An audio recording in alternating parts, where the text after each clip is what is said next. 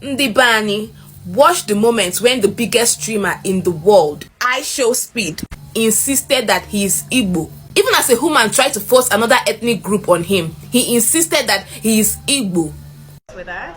One more dance? Yeah, to see your true, authentic Yoruba self. Okay. I think you're a Yoruba guy. So, Mr. You think I'm Yoruba?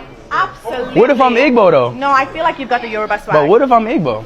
We have to do like an ancestry, I think. We're going to give you a name. We'll choose whether you're Yoruba or Igbo. Do you notice that Speed can pronounce Igbo very well? See how he pronounced it, Igbo. But some people in Nigeria will be claiming that they cannot pronounce Igbo. Speed has been to 19 countries in Africa, and he had fun in all of them. He reached Nigeria turn, Awolowo children insert tribalism. Chineke na Melanie Ebere.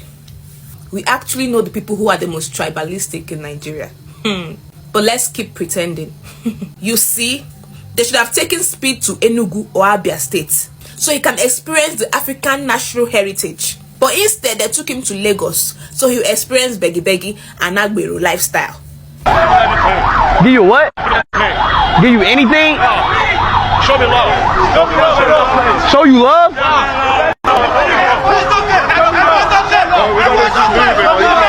What the fuck is you saying?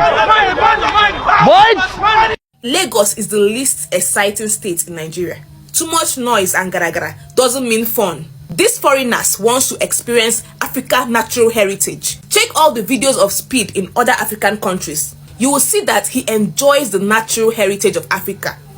What makes us African, that is what he enjoys. All this Lagos noise, that's not fun. That's not what these foreigners want.